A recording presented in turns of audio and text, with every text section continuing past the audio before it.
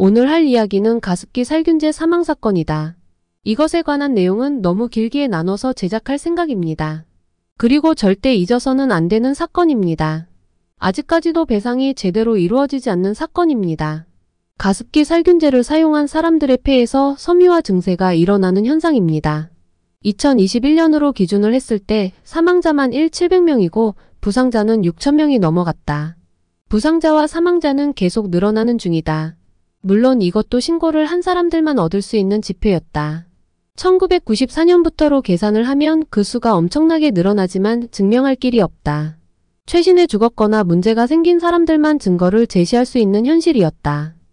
가습기 살균제란 가습용 물에 첨가하여 가습기를 통해 공기 중으로 분무되도록 만들어진 살균제이다.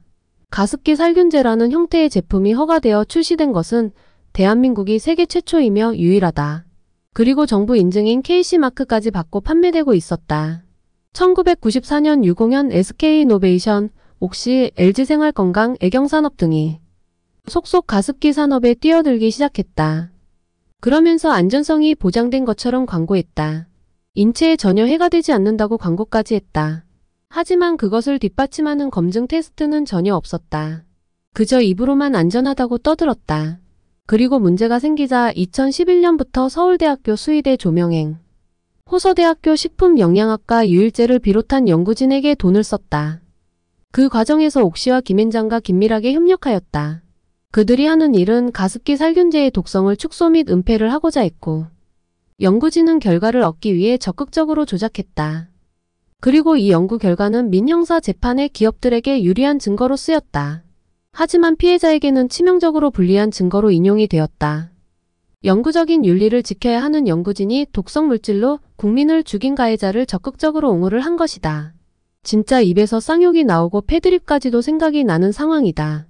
저런 쓰레기들은 솔직히 욕도 아깝다. 2011년 보건복지부가 가습기 살균제 사용 중단을 권고했다. 그래서 옥시는 자사가습기 살균제의 독성 평가를 외부 기관에 의뢰했다. 의뢰를 한 곳은 총 6곳이고 서울대학교 소속 조명행과 호서대학교 소속 유일제가 옥시에 유리하도록 연구 결과를 조작했다. 충격적인 것은 조명행은 국내 독성학계에서 권위자 중 한 명이었다. 이런 비인류적이고 윤리적으로 어긋난 행동은 2016년 4월 15일 검찰의 조사에 의해서 밝혀졌다. 과도한 연구 용역비를 근거로 들어서 조명행을 소환 조사했다. 2012년에 조명행의 개인 계좌로 수천만 원의 돈이 옥시에게 지급이 된 것을 발견했다. 물론 서울대학교에서는 이 사실을 전혀 몰랐다면서 이야기했다. 조명행은 결국 수사 과정에서 범행을 인정했다. 그리고 독성이 낮게 나오도록 해달라고 부탁했다는 관련자 진술도 확보했다. 옥시는 2억 원을 연구용 역비와 수천만 원의 돈을 주면서 연구를 조작하는 의뢰를 한 것이다. 1심에서는 조명행에게 징역 2년과 벌금 500만 원, 추징금 200만 원을 선고했다. 2심에서는 조명행에게 징역 1년의 집행유예 2년을 선고했다. 재판부는 조 교수가 발표한 보고서 내용이 옥시 측에 불리한 내용도 담고 있었으며 해당 연구로 확인되지 않은 부분을 밝히기 위해 추가로 실험할 필요성을 언급한 점 등이 판단 근거가 됐다.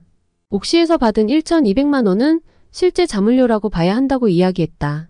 2018년 12월 서울대학교 연구진 실성위원회에는 조명형의 실험이 조작되었다고 최종 결정을 했다. 연구 진실성 위반 정도가 매우 중대하다고 판단 내렸다.